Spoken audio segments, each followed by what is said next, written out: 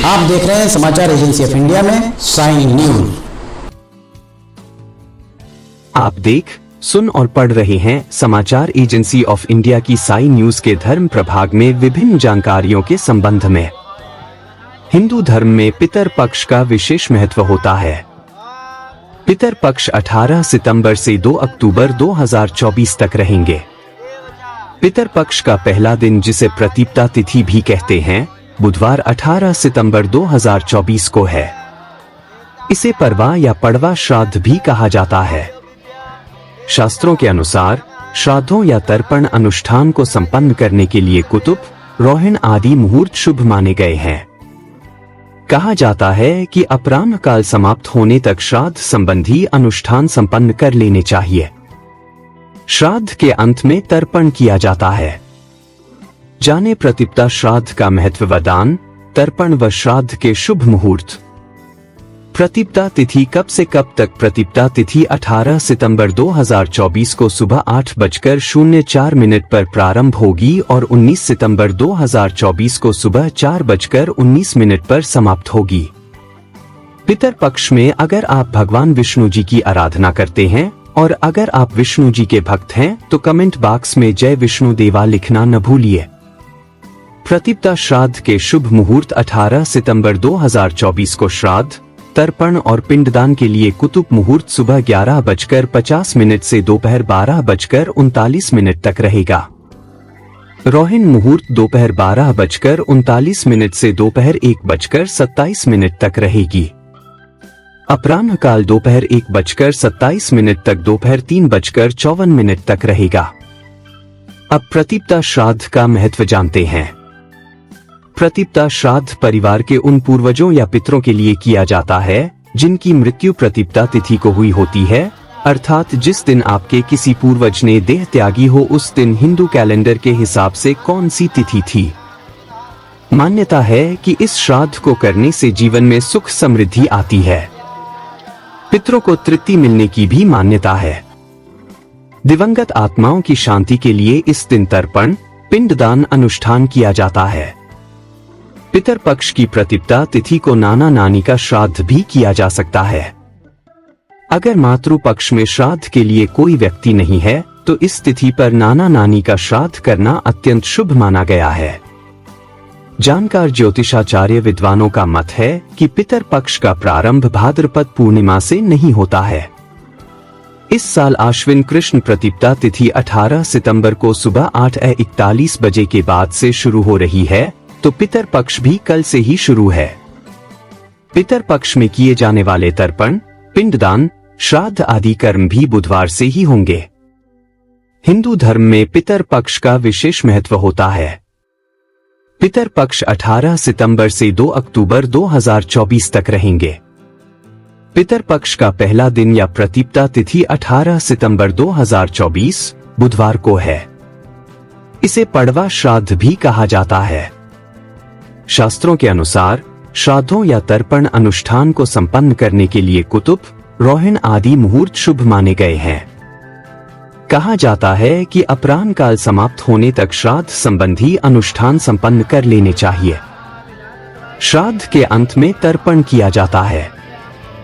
विद्वान आचार्यों के अनुसार शास्त्रों में हर जगह यही देखने को मिलता है कि मातृ देवो भव, पितर देवो भव। अतः माता पिता के समान कोई देवता नहीं है। उनकी संतृप्ति और आशीर्वाद हमें जीवन में हर प्रकार का सुख देता है। अतः इस भ्रांति को मन मस्तिष्क में न पालकर इस पितर पर्व को हर्षोल्लास पूर्वक मनाना चाहिए। जिनके पिता के मृत्यु की तिथि ज्ञात न हो, उनको श्राद्ध पितर विसर्जन को करना चाहिए। आइए अब हम आपको बताते हैं कि किस विधि से पितरों का तर्पण किया जाए। पितर पक्ष में प्रत्येक दिन 15 दिनों तक कुशा की जूड़ी जल के लोटे के साथ ले जाकर पीपल के नीचे कुशा की जूड़ी को पितर मानकर जल से तर्पण करें। तर्पण के बाद घर आकर प्रतिदिन ही भोजन के समय एक रोटी गाय को, एक रोटी कुत्ते को और एक रोटी काऊ को जरूर खिलाएं। साथ ही अगर संभव हो सके तो अपनी छत पर किसी चौड़े पात्र में जल भरकर पक्षियों के लिए जरूरी रखें और अनाज के दाने भी छत पर डालें। ब्राह्मण भोजन, श्राद्ध, तर्पण तथा अमावस्या पूजन इत्यादि जैसे अपने घर करते आ रहे हैं वह वैसे ही करें।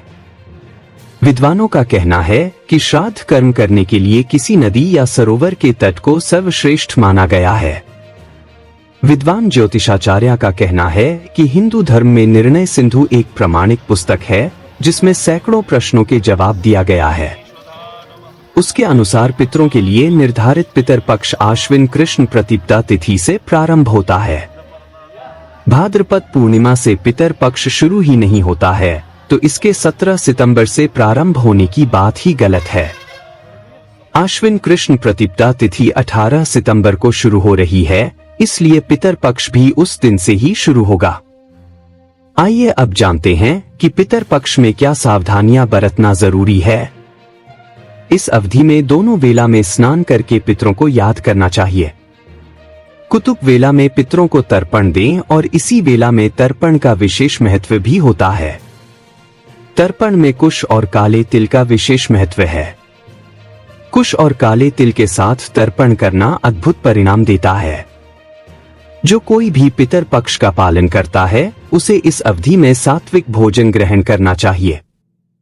पितरों को हल्की सुगंध वाले सफेद फूल ही अर्पित करें।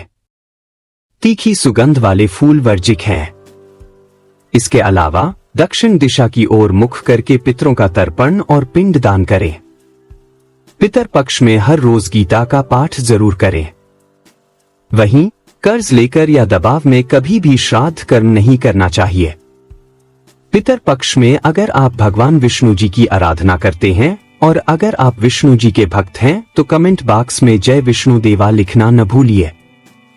यहाँ बताए गए उपाय, लाभ, सलाह और कथन आदि सिर्फ मान्यता और जानकारियों पर आधारित हैं।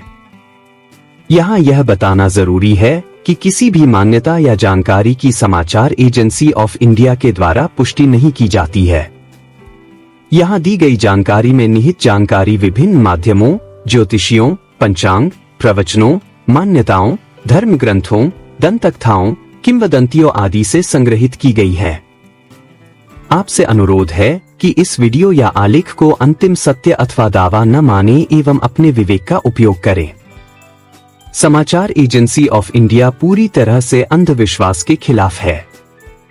किसी भी जानकारी या मान्यता को अमल में लाने से पहले संबंधित विशेषज्ञ से सलाह लें। अगर आपको समाचार एजेंसी ऑफ इंडिया में खबरें आदि पसंद आ रही हो तो आप इसे लाइक, शेयर व सब्सक्राइब अवश्य करें। हम नई जानकारी लेकर फिर हाजिर होंगे, तब तक के लिए इजाजत दीजिए। जय हिंद।